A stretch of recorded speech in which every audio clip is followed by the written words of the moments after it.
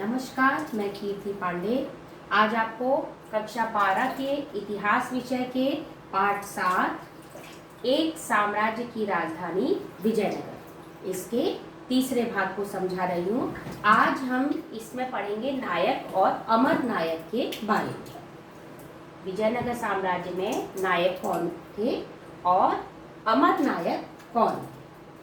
तो नायक के बारे में, नायक कौन थे? नायक जो थे विजयनगर साम्राज्य के, वो साम्राज्य की शक्ति का प्रयोग करते थे और सेना प्रमुख थे, और जो है विभिन्न सेनाएं थी उनके प्रमुख, और इनका जो किलों पर इनका नियंत्रण थे। जो किले बने हुए थे उन पर इनका नियंत्रण होता था, और इनके सशस्त्र समर्थक थे। इनके जो समर्थकों की संख्या है वो गांव-गांव में, शहरों में होती थी, और उनके पास अस्त्र शस्त्र होते थे।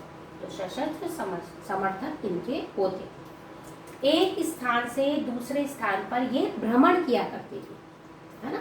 और क्यों भ्रमण करते थे? कभी कभी किलों पर अधिकार करने के लिए, कभी जो है उपजाऊ भूमि के खोज में वे एक स्थान पर से दूसरे स्थान पर भ्रमण किया करते थे। आगे किसान उनका साथ देते थे। किसान जो थे गांव के, वो उनका साथ देते थे उपजाऊ भूमि खोजने में।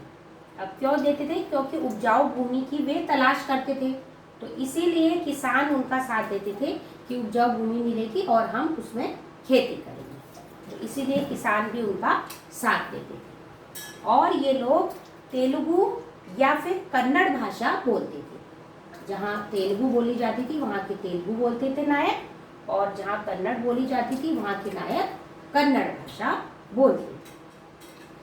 अक्सर ऐसा होता था कि जो नायक होते थे वो विद्रोह कर देते थे, है ना, शासक का, क्योंकि सशस्त्र समर्थक तो उनके थे ही, तो वो नायक जो थे वो विद्रोह कर देते थे।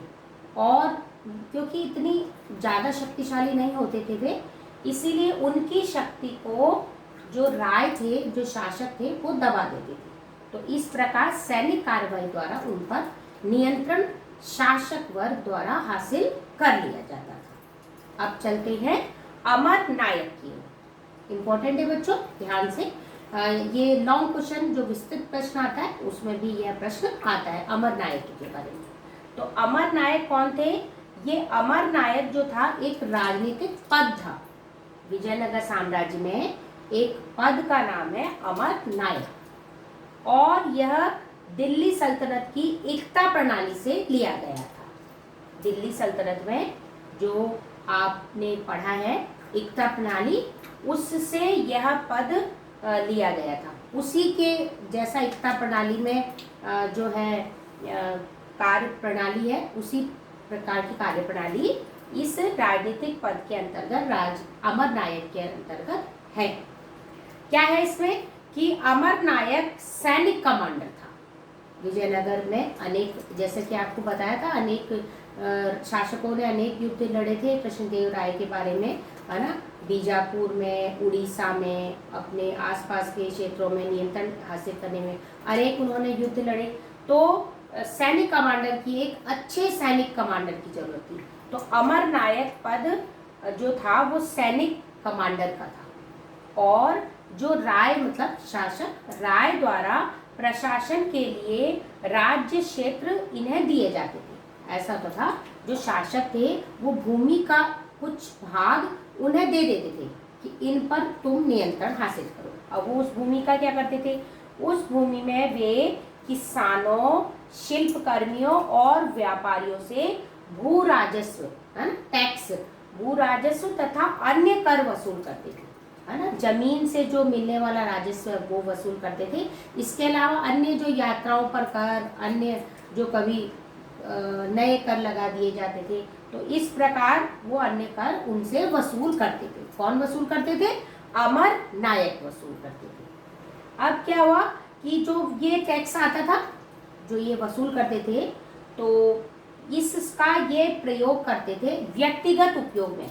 कुछ भाग का प्रयोग व्यक्तिगत उपयोग में करते थे, और कुछ जो है, जो सेना थी उनके रखरखाव के लिए, है ना।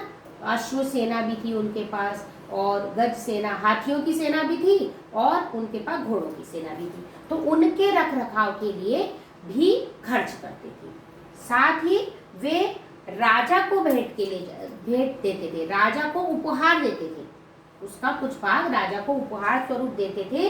और जब वो उपहार साल भर में एक बार उपहार देते थे, और जब वो उपहार देते थे तो वे स्वयं जाते थे, अमर नायक स्वयं उस उपहार उस भेंट को लेकर शासक के समक्ष राय के समक्ष जाते थे। अब बच्चों क्या है, जो शासक को प्रभावी सैनिक शक्ति ये लोग प्रदान करते थे, है ना, क्योंकि ये बहुत शक्तिशाली थे, इनका प्रभाव बहुत अच्छा था और जो सेना पर नियंत्रण इनका बहुत अच्छा होता था।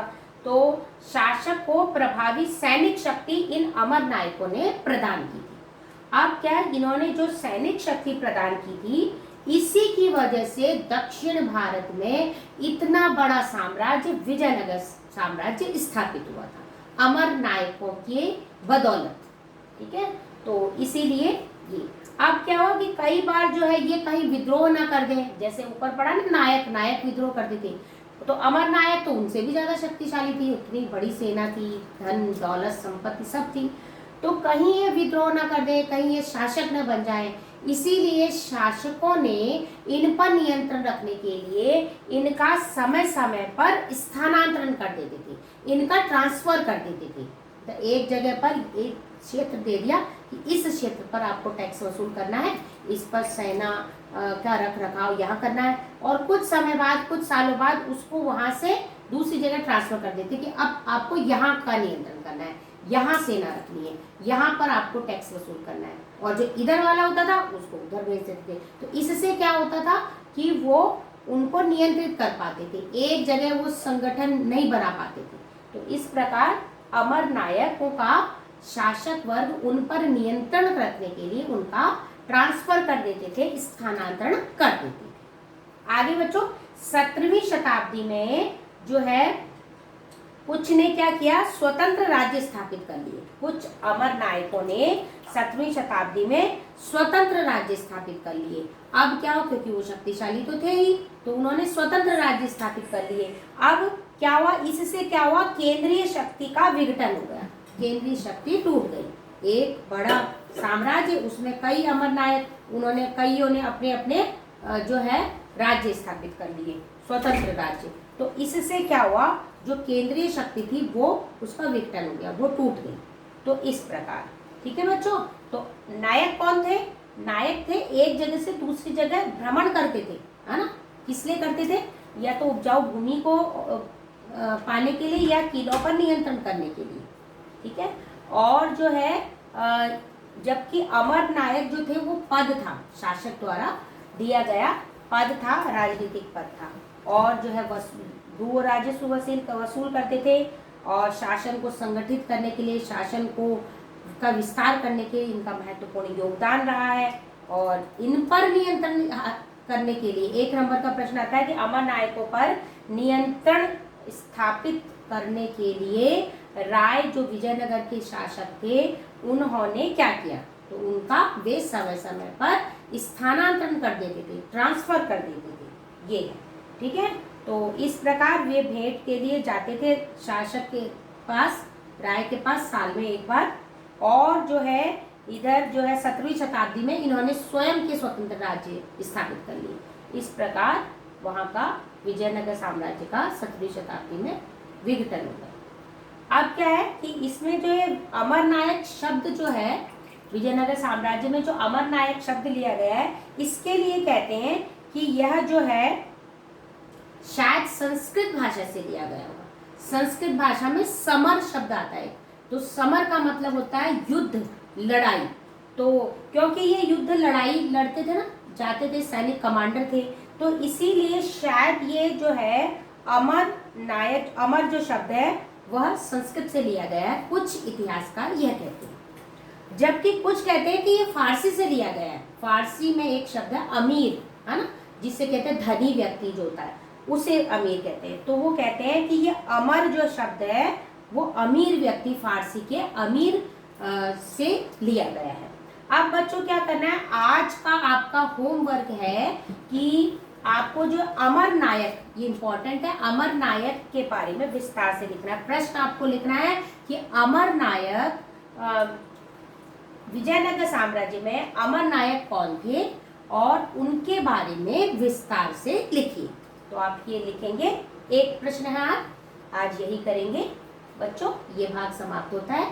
कल के भाग में फिर मिलेंगे। धन्यवाद।